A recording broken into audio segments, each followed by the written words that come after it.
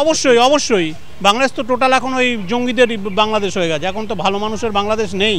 উনি যে কাজটা করেছেন মোটেই সমর্থনযোগ্য নয়। আমার মনে হয় ওই ভদ্রলোককে প্রকৃত শিক্ষা দেওয়া উচিত। সেই শিক্ষাটা হচ্ছে ওখান থেকে কান ধরে নামিয়ে দেওয়া।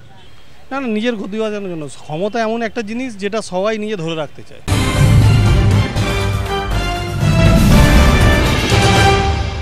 ফাঁসির সাজাপ্রাপ্ত ভয়ঙ্কর অপরাধীদের জেল থেকে মুক্তি দিচ্ছে মোহাম্মদ ইউনিস। এছাড়াও বহু জামাত নেতাকে মুক্তি দিয়েছে মোহাম্মদ ইউনিস সরকার। এবং ইউনিসের মুখে কিন্তু চলছে ভারত বিরোধিতা। এই যে ইউনিসের ভারত বিরোধিতা, এটা কি শুধুমাত্র ভারত বিরোধিতা, নাকি বাংলাদেশের রাজনীতিতে টিকে থাকার জন্য এই ভারত বিরোধিতা করছেন মোহাম্মদ ইউনিস? কি মনে করছেন এই বাংলার সাধারণ মানুষ?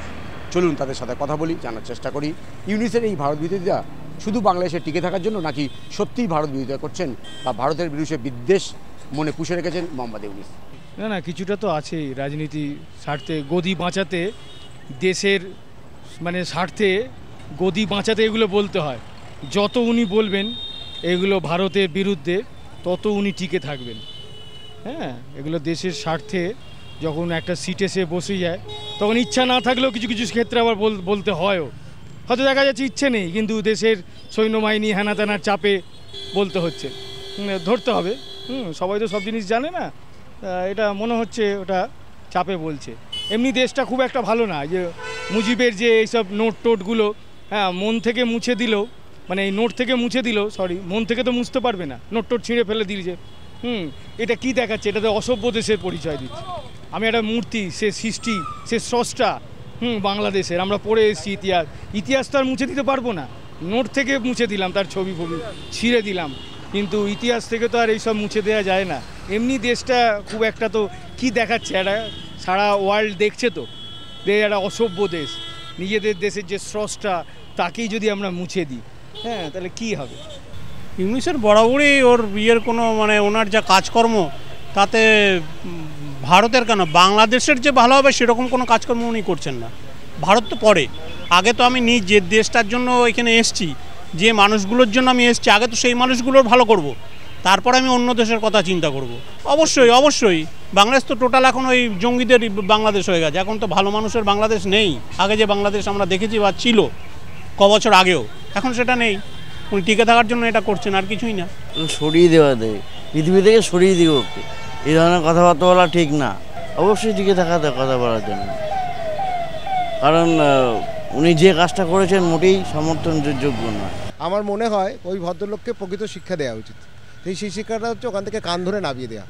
ইউনিস বলছে যাতে আপনারা বাইট করতে পারেন, যাতে আপনারা প্রচার করতে পারেন, যাতে আপনারা খবর করতে পারেন, যাতে আপনার খবরগুলো চলে, নাহলে আপনারা কোথা থেকে পাবেন? আপনাদের দেওয়ার জন্যই বলছে। না না, নিজের গতি বাঁচানোর জন্য। ক্ষমতা এমন একটা জিনিস যেটা সবাই নিজে ধরে রাখতে চায়, এই জন্যই করছে। নির্বাচন যত দেরি হবে উনি ক্ষমতায় থাকবেন, সোজা কথা, এটা সবাই চায়।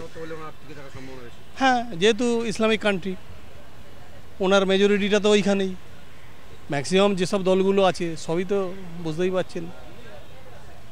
এটাই একটা কমন ব্যাপার। যত দেরি হবে ইলেকশনের, উনি ততদিন গদিতে বসে থাকবেন। রাষ্ট্রবিরোধী কথাবার্তা তো বলতে পারবে না, রাষ্ট্রের হয়েই কথা বলবে। মাঝে মাঝে দেশাত্মবোধক কিছু সাপোর্ট করার জন্য, যেসব উগ্রপন্থী টাইপের লোকজন আছে তাদেরকে উস্কানিমূলক দেওয়ার জন্য ভারত বিরোধী কথাবার্তা বলতে হবে, এটাই বাস্তবতা। গতিতে থাকার জন্যই বলছেন, ওখানকার সব লোকজনও এটাই চাইছে।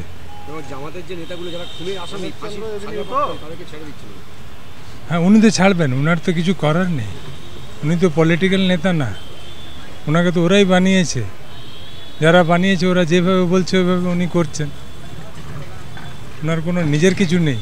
ভারত বিরোধী কথাবার্তা বলে আসলে বাংলাদেশের মানুষের কাছে তিনি নিজেকে ভারত বিরোধী নেতা হিসেবে প্রতিষ্ঠা করতে চাইছেন, এবং তার মধ্যে দিয়ে তিনি জামাত এবং বিএনপিকে খুশি করতে এই ভারত বিরোধী কথাবার্তা তিনি বারবার বলছেন, এবং তার গদি বাঁচাতে ভারত বিরোধিতা করছেন মোহাম্মদ ইউনিস।